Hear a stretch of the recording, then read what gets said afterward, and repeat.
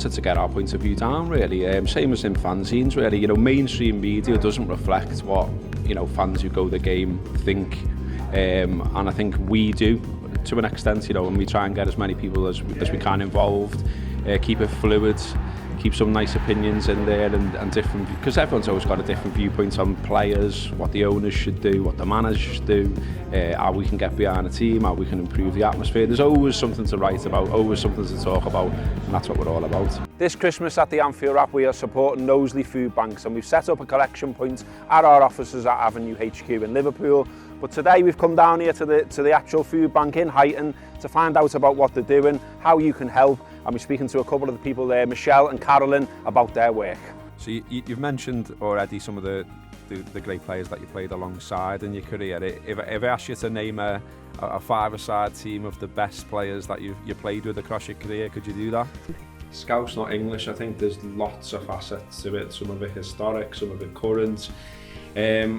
I think it comes from the sense that at times it doesn't feel like we literally are part of England. I think everyone's grown up, certainly my age, being a little bit cynical about the rest of the country and how much they care about us here. And so that obviously, you know, creates a certain spirit, if you like. I think people on the outside look at us and say we've got a chip on our shoulder. Whereas I would say, well, if there is a chip there, it's for good reason, and it's because everywhere we've gone for a long, long time, we've had stick. And so, you know, that ends up, you twist it on its head, that we think, okay, well, if you're going to always have a pop at us, then we'll close ranks then. Klopp is an elite manager. Manchester City have got an elite manager. Chelsea have got an elite manager. Manchester United have got a former striker. Ronaldo brings relief to Manchester United again. He's a player that, you know, was brilliant for them first time around, no doubt about that. This time around, he's not dictating play. Mo Salah, on the other hand, was in the form of his life, and he's one of the best players I've ever seen. Here's Salah dancing, balletic, brilliant. Bournemouth were battered, and then Mo Salah's double won it against Watford. But then came the madness of 2 games in 24 hours. One against Villa in Birmingham, the other in Qatar. That was pitched as a problem for Liverpool, but Liverpool returned home as champions of the world, and they then put in one of the performances of the season away at Leicester City. The Anfield Wrap will be there every step of the way, talking before the match, talking after the match, doing everything that we've always done. Download the app, jump on the journey with us. Football's back, let's enjoy it together, even when we're apart.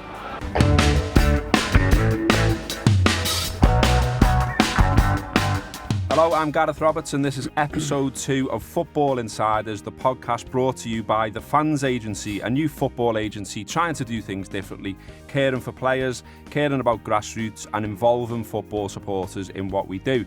The first episode introduced Danny Wilson, who is in charge of player care and player acquisition at the Fans Agency. He's with us again today, alongside his friend and former teammate, probably someone you've heard of, Viv Anderson. We're delighted to have Viv on the show today. Gareth, you're going there, you know, you could win 18 straight games, unbelievable style of football, you must be so confident.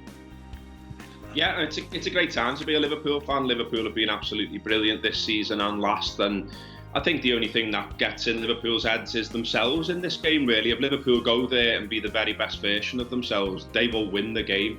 I think we went there last year in similar circumstances, and we have all of the ball, but we only actually managed 1 shot on target. And I think that day Liverpool got in their own heads. They let the atmosphere get to them, they let the occasion get to them.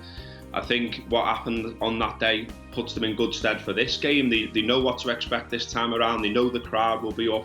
They know that Ole Gunnar Solskjaer's side will sit in and try and frustrate them. And it's up to Liverpool, as I say, to be the best versions of themselves. And if they are, they will win the game.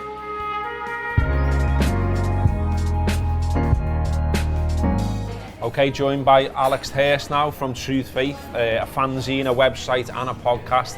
Well, it feels a little bit like that. I mean, it's much, much better waking up in the morning knowing that Liverpool have won, knowing that we've sort of laid such a big glove on a rival, which Spurs are. And yeah, it feels much better than last week, definitely. And then, after all those years, after all that development, after playing for Whiston Juniors, after growing up on the Bluebell estate, Steven Gerrard got his big chance here at Anfield, in front of the Kop. Every Scouser's dream, he lived it. Started off just sort of one podcast recorded in Park Street Studios, which we used to rent out. where we are now is, you know, a million miles away from that. So we're an independent media company basically now. You know, we're doing podcasts, we're doing video, we've got a website that's got new articles on there every single day. And so now we're sort of holding our own as the Anfield Wrap, as independent fan media. For Liverpool fans now, you're trusted, aren't you? Yeah. Everyone listens to you, everyone wants to be part of you. If I ever mention the Anfield Wrap, everyone goes, oh, great show, that, I know the lads, and you're very well trusted, aren't you? Yeah, and that's where we've got. I mean, it's been sort of 8-9 years now that we've been going, and what we've done is pretty unique, and we're really proud of where we've got to.